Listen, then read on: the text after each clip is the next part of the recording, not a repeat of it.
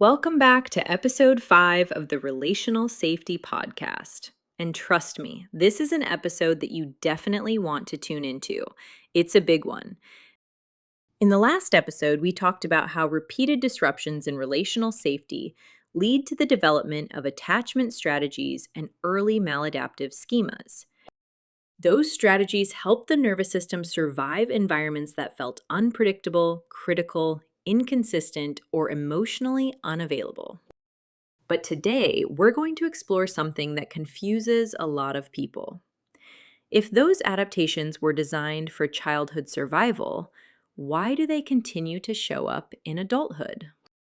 Why and how do people who experienced abandonment often find themselves in relationships where they feel abandoned again?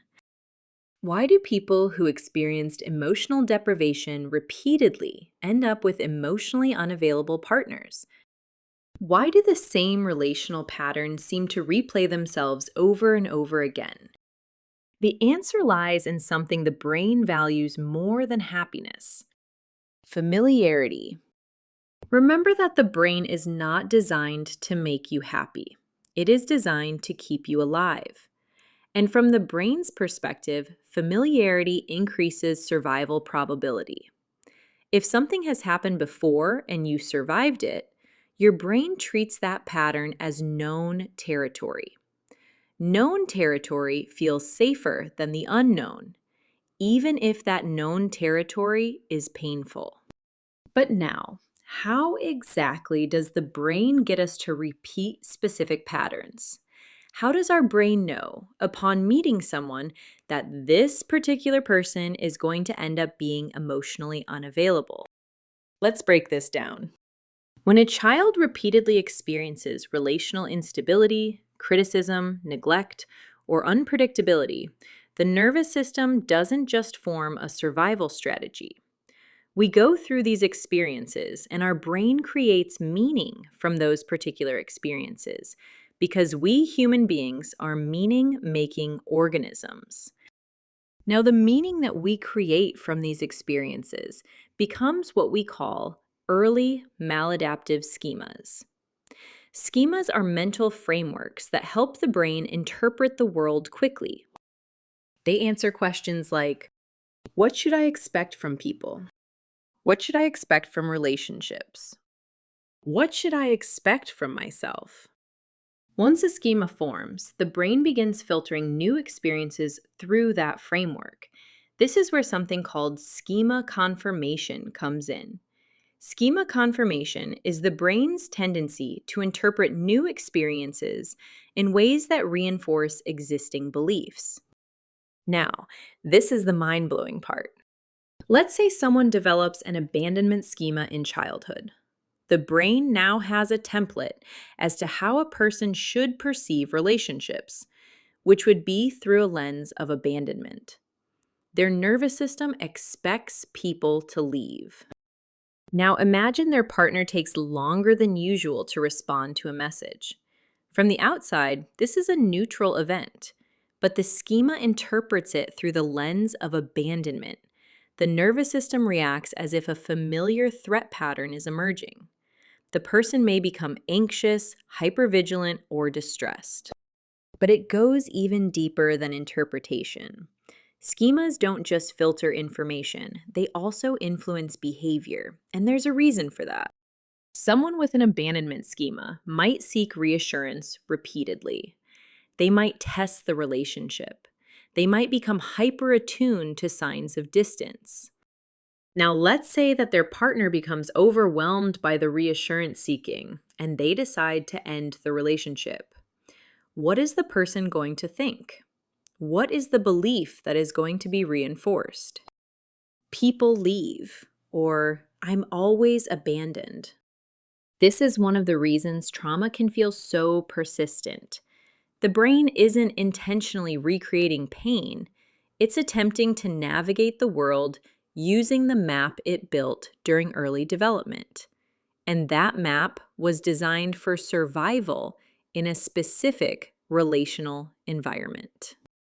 The brain is basically saying, hey, We develop this template in childhood, and I need you to make sure that you keep walking on that familiar, specific path. So I'm going to make sure that we reinforce these maladaptive schemas from childhood because I need you to keep repeating the same pattern over and over again. Now, I know that sounds a little harsh for the brain to do that to us, but ultimately, it's trying to do what it needs to do, which is to keep us alive, which is not a bad thing, you know. Let's talk about another example. Imagine someone who grew up with emotionally unavailable caregivers. Both parents were emotionally unavailable, and they essentially developed the emotional deprivation schema. Their nervous system learned that closeness often came with emotional distance. When they enter adulthood, emotionally unavailable partners may feel strangely familiar. Not comfortable necessarily, but recognizable, predictable.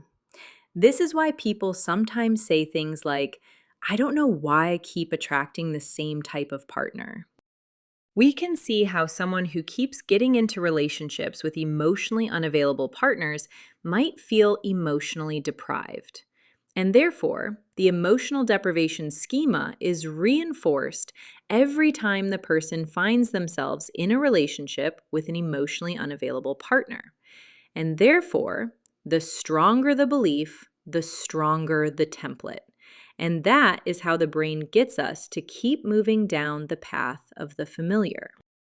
And let me tell you something important, because this applies to all 18 of the maladaptive schemas.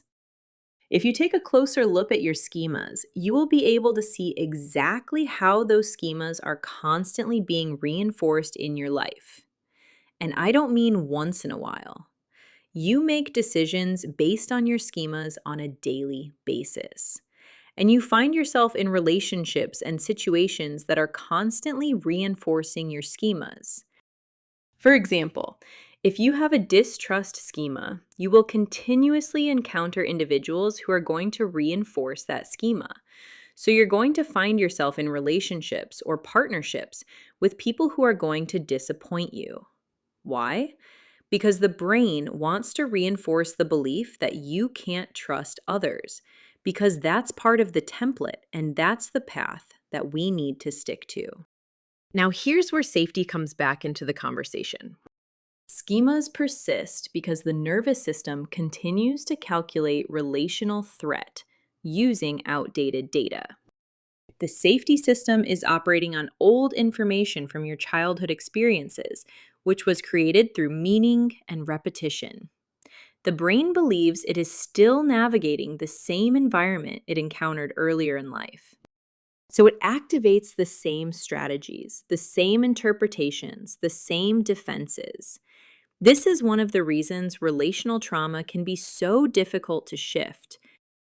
In my relational safety framework, change occurs when the nervous system receives repeated experiences that contradict its original safety conclusions. Not once, not twice, repeatedly. Over time, those experiences begin to introduce prediction error. The brain starts to notice something different. The outcome it expected did not occur. The abandonment did not happen. The criticism did not arrive. Each time that happens, the safety calculation begins to shift slightly.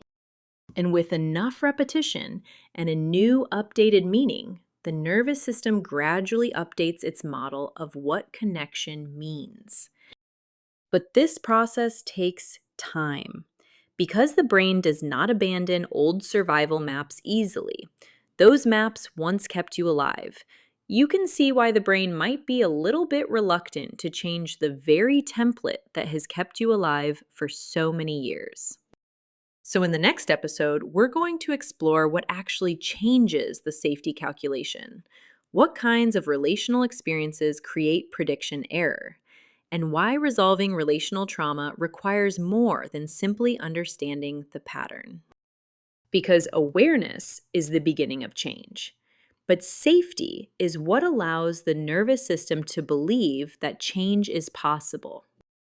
I'll see you in episode 6.